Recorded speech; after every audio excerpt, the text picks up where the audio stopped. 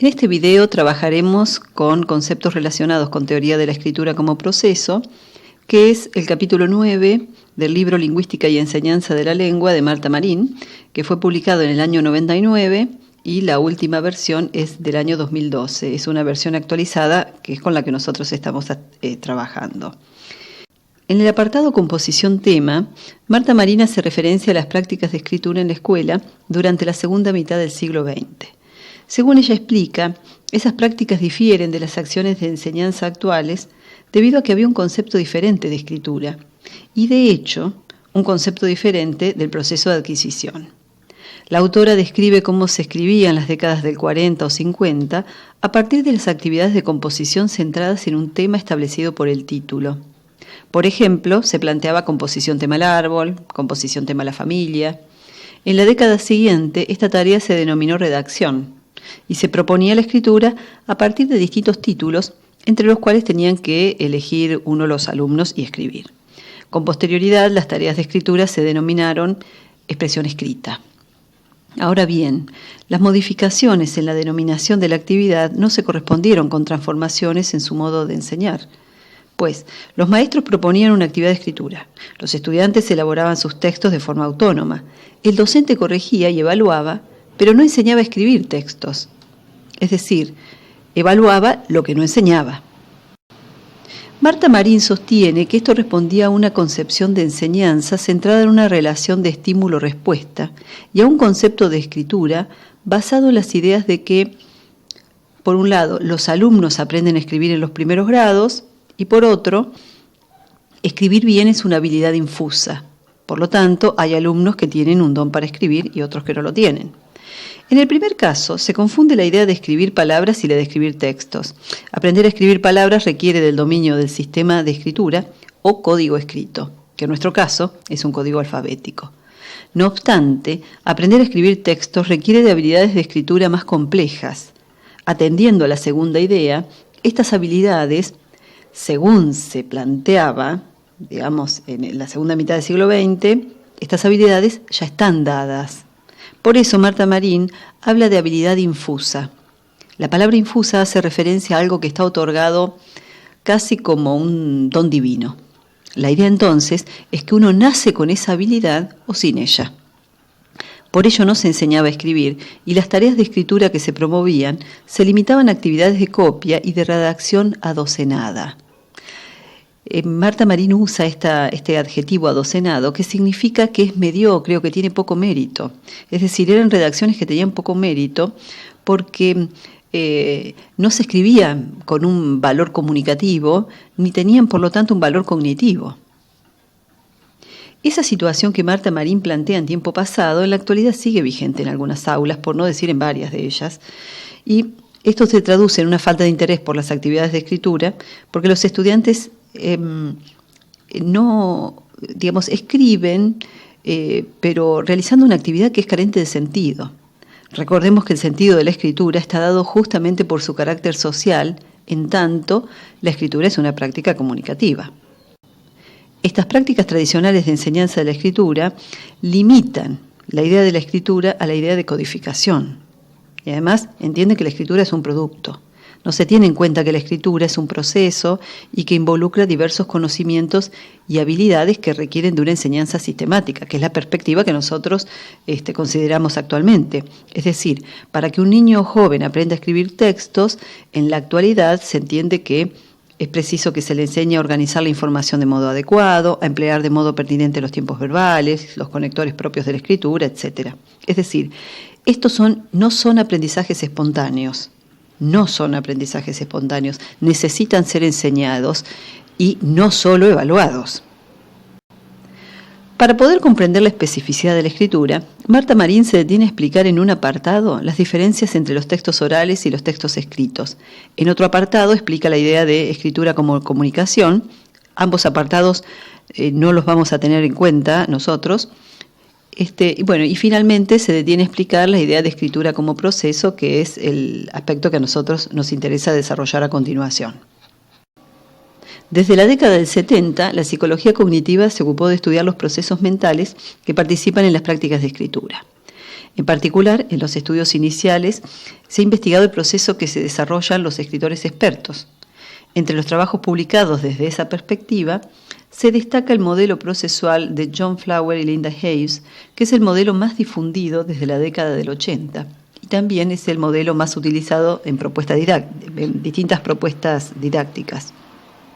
Sin dudas, este modelo se ha ido completando y complejizando por los propios autores y por otros teóricos también, pero, digamos, es un modelo fundante y es necesario comprender el modo en que este modelo describe y explica el proceso de escritura.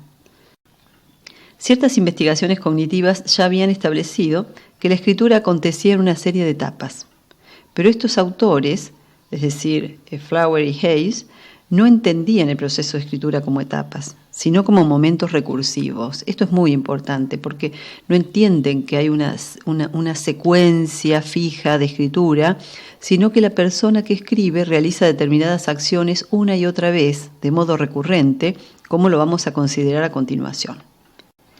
De acuerdo con este modelo, el acto de escribir un texto convoca 3 componentes básicos: el ambiente de trabajo, la memoria de largo plazo de quien escribe y los procesos de escritura.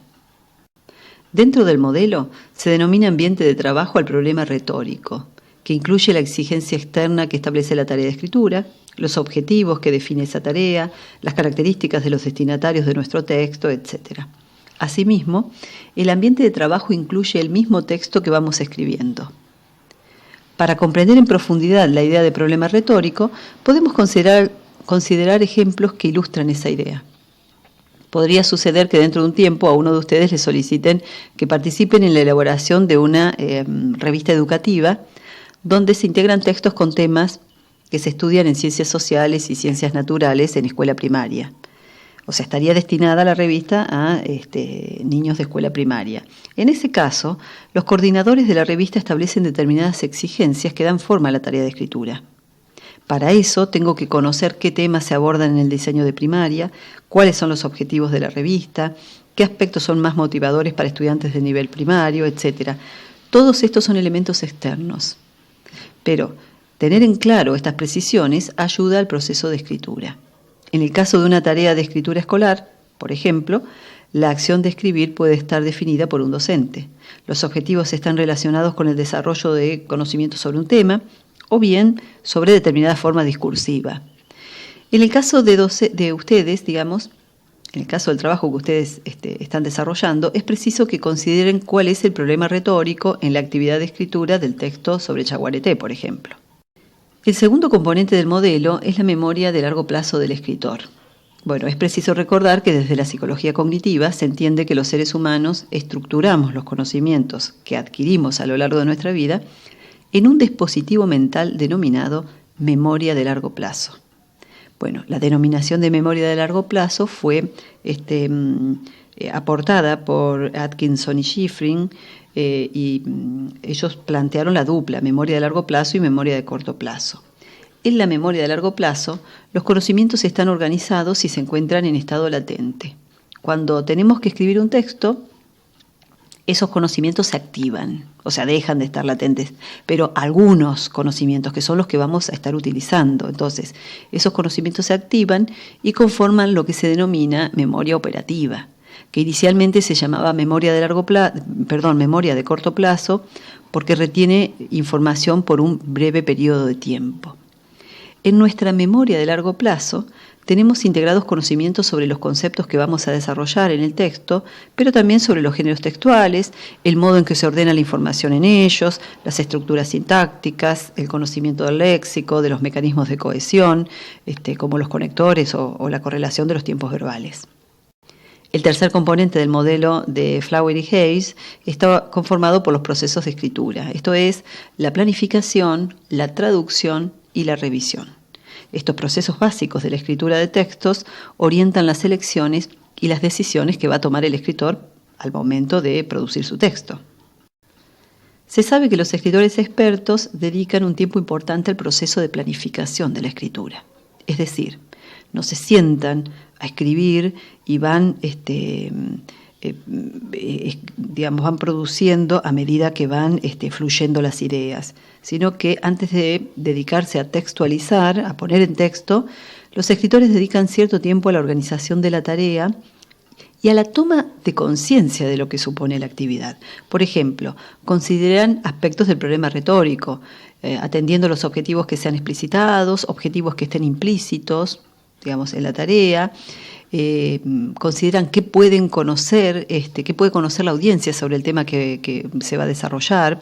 Además, como escritor, me puedo plantear qué conozco sobre el tema, qué fuentes necesito consultar. Por otra parte, puedo armar algunos esquemas, fichas, índices que organicen mi tarea de escritura. Es importante señalar que es un momento muy relevante para guiar la escritura, pero no para limitarla. Es decir, no integra decisiones inflexibles, sino que el plan se puede ir modificando a lo largo del proceso. Flower y Hayes denominan traducción al proceso de textualización propiamente dicho, es decir, de puesta en texto, cuando el escritor materializa su texto.